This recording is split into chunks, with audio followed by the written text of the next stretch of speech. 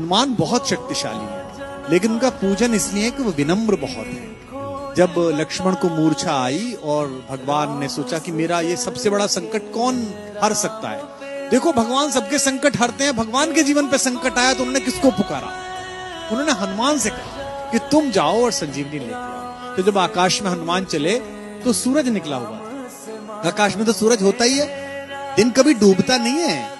हमारी माँ पृथ्वी हमें गोदी में लेकर हमारे पिता सूरज की ओर से पीठ कर लेती है। माँ को दोष दे नहीं सकते तो पिता को दोष देते हैं कि दिन डूब गया है। दिन कभी डूबता नहीं है, दिन तो निकला रहता है। सूर्य कभी अस्त नहीं होता। कैलाश भैया ने गाया, क्या बात क्या कभी अंबर में।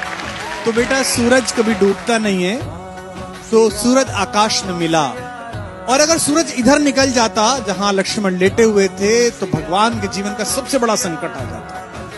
उनका भुजा जैसा भाई, जिसे वो अपनी भुजा कहते हैं दाहिनी, वो पृथ्वी छोड़ जाता। भगवान सहन न कर पाते, तो इतना बड़ा काम करने गए।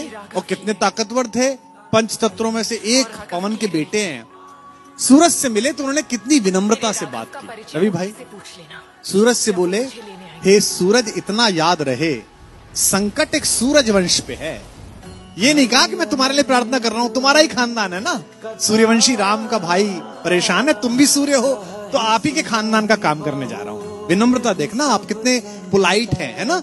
ये सूरज इतना याद रहे, संकट एक सूरज वंश पे है। लंका के नीच राहु द्वारा आघात दिनेश अंश पर है। मेरे आने से पहले यदि किरणों का चमत्कार होगा, तो सूर्यवंश में सूर्यदेव निश्चित ही अंधकार होगा। कितना प्यार से बोल रहे हैं देखो आप। इसलिए छिपे रहना भगवान। जिसने राम के अलावा किसी को भगवान नहीं माना, वो हनुमान सूर्य से कह रहे हैं, इसलिए छिपे रहना भगवान, जब तक मैं जड़ी पहुंचा दूं मैं, बस तभी प्रकट होना भगवान, जब संकट निशा मिटा दूं मैं। आशा है स्वल्प प्रार्थना, ये जरा सी प्रार्थना सच्चे जी से स्वीकारोगे, आतुर की अर्थ अवस्था को होकर करुणार्थ निहारोगे।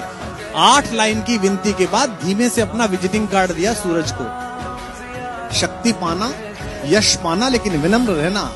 आशा है स्वल्प प्रार्थना ये सच्चे जी से स्वीकारोगे, आतुर की आर्त अवस्था को होकर करुणार्थ निहारोगे।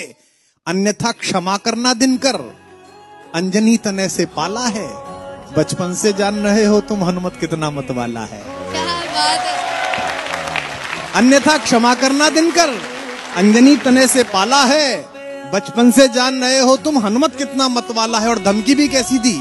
ये जो रवि भैया खड़े हैं ना आपके बगल में, इनके इलाका जहां से शुरू होता है, वह धमकी ऐसी दी जाती है कि इतना गोली मारेंगे कि खोखा बेच के करोड़पति हो जाइएगा।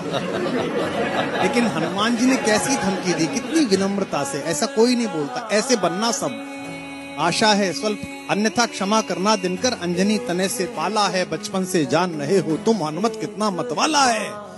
मुख में तुमको धर रखने का फिर वही क्रूर साधन होगा, बंदी मोचन तब होगा जब लक्ष्मण का दुख मोचन होगा।